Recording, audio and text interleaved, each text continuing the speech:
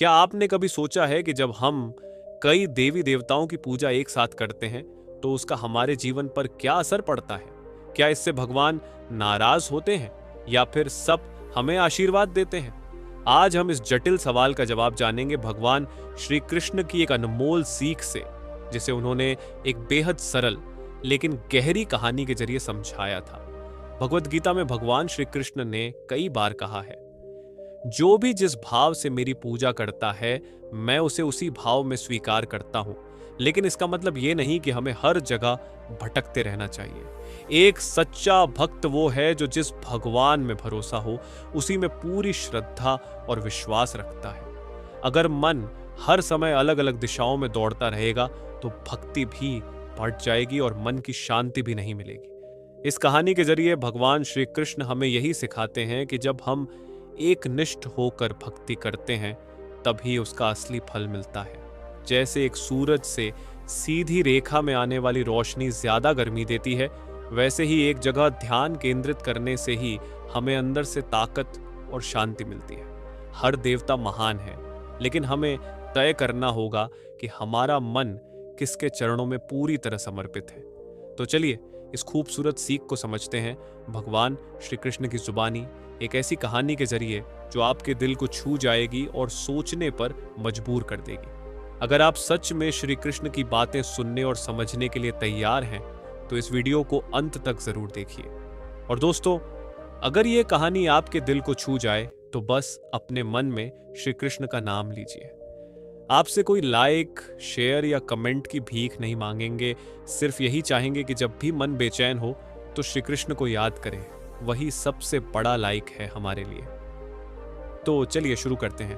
बहुत समय पहले की बात है, एक छोटे से गांव में शिवम नाम का एक आदमी रहता था। शिवम बहुत धार्मिक था और अपने जीवन के हर हिस्से में भगवानों की मदद चाहता था। वह हर दिन अलग अलग भगवानों की पूजा करता।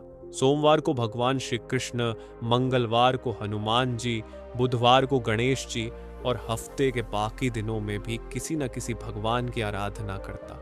शिवम सोचता था कि अगर वह सभी देवताओं की पूजा करेगा तो उसे जीवन में सफलता और खुशहाली मिलेगी। लेकिन उसकी पूजा में एक बड़ी दिक्कत थी।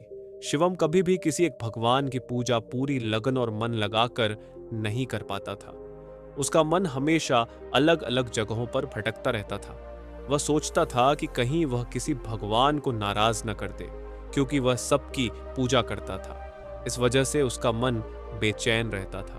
एक दिन उसने महसूस किया कि उसकी पूजा का कोई असर नहीं हो रहा है। न तो उसकी आर्थिक स्थिति सुधर रही थी, न ही उसके जीवन में शांति थी। बहुत सोचने के बाद शिवम ने तय किया कि वह भगवान श्री कृष्ण से मदद मांगेगा। वह एकांत में बैठ गया और पूरे मन से भगवान श्री कृष्ण का ध्यान करने लगा। उसने भगवान से प्रार्थना की, हे श्री कृष्ण, मेरी परेशानी दूर करो। मैं रोज सब भगवानों की पूजा करता हूं, फिर भी मेरी जिंदगी में सुकून क्यों नहीं है? शिवम का दिल चाहता था कि उसे कोई सही जवाब मिले, जिससे उसकी भक्ति सच्ची बने और जिंदगी खुशहाल हो। उसी सच्ची भावना के साथ शिवम ने आंखें बंद की और मन ही मन भगवान श्री कृष्ण से प्रार्थना करने लगा। उसने कहा, हे श्री कृष्ण, क्या मेरी पूजा में कोई कमी रह गई है? मैं हर दिन श्रद्धा से अलग अलग भगवानों की पूजा करता हूं, फिर भी मन को शांति क्यों नहीं मिलती? उसकी इस सच्ची पुकार को सुनकर भगवान श्री कृष्ण प्रकट हुए। भगवान श्री कृष्ण मुस्कुराते हुए बोले, वत्स शिवम, तुमने मुझे पुकारा और मैं आ गया।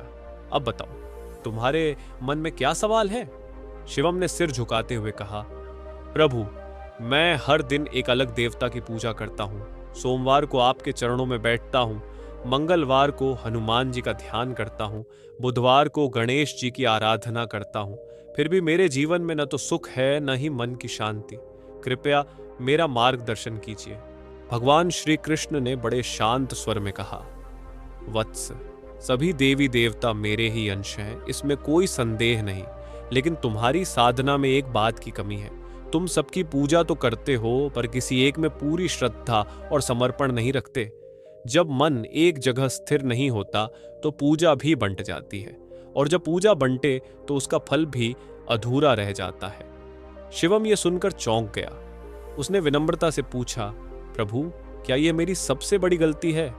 भगवान श्री कृष्ण ने सिर हिलाकर कहा, हाँ वत्स, यही तुम्हारी साधना में सबसे बड़ी बाधा है। भगवान श्री कृष्ण ने एक सीधे सा उदाहरण देते हुए कहा, मान लो बेटा, तुम्हारे पास 5 खेत हैं। अगर तुम हर खेत में थोड़ा थोड़ा बीज बो, लेकिन किसी भी खेत की पूरी देखभाल न करो, ना समय से पानी दो, ना खाद डालो, तो क्या तुम अच्छी फसल की उम्मीद कर सकते हो? शिवम ने थोड़ी देर सोचा और सिर हिलाकर जवाब दिया, नहीं प्रभु, अगर देखभाल पूरी न हो तो फसल अच्छी कैसे होगी? श्री कृष्ण ने मुस्कुराते हुए कहा, यही बात भक्ति के लिए भी लागू होती है। जब तुम रोज अलग अलग देवताओं की पूजा तो करते हो, लेकिन किसी एक के प्रति मन को पूरी तरह नहीं लगाते, तो तुम्हारी साधना अधूरी ही रह जाती है। भगवान श्री कृष्ण बोले, भक्ति में सबसे जरूरी होता है एक निष्ठता, यानी मन और श्रद्धा का एक ही जगह पर टिकना। जब तुम उस भगवान में पूरी श्रद्धा से लीन हो जाते हो, जिसे तुम सच्चे दिल से मानते हो, तब तुम्हारा मन शांत होता है और तुम्हारी प्रार्थना भी सच्चे भाव से निकलती है। ऐसे में तुम्हें उसका फल जरूर मिलता है। उन्होंने आगे कहा, यह जरूरी नहीं कि बाकी देवी देवताओं की पूजा करना गलत है। सभी देवता एक ही परमात्मा के रूप हैं। लेकिन अगर तुम हर दिशा में मन को बांटते रहोगे तो शक्ति भी बढ़ जाएगी। जब तुम किसी एक को अपना आराध्य मानकर सच्चे दिल से भक्ति करते हो, तब वास्तव में बाकी सभी की कृपा भी तुम्हें मिलने लगती है। शिवम अब पूरी तरह समझ चुका था कि उसकी असली गलती क्या थी।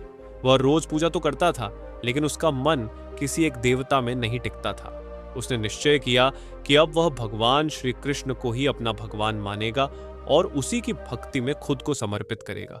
कुछ ही समय में शिवम की जिंदगी में बदलाव आने लगा। जहां पहले बेचैनी और उलझन थी, वहां अब शांति और स्थिरता आने लगी। उसका मन अब शांत रहता था और वो जो भी करता उसमें उसे सफलता मिलने लगी।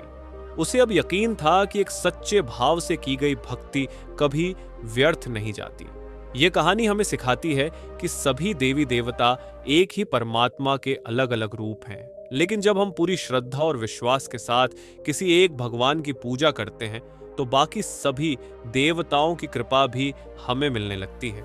अलग अलग भगवानों को मानना गलत नहीं है, लेकिन अगर मन हर तरफ भागता रहेगा तो ध्यान और भक्ति का असर कम हो जाएगा। अगर आपको यह कहानी और भगवान श्री कृष्ण की यह समझाने वाली बात पसंद आई हो, तो दिल से उनका नाम लीजिए।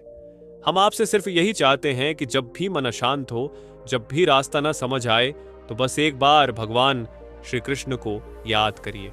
अगर आपको यह कहानी और भगवान श्री कृष्ण की यह समझाने वाली बात पसंद आई हो, तो दिल से उनका नाम लीजिए।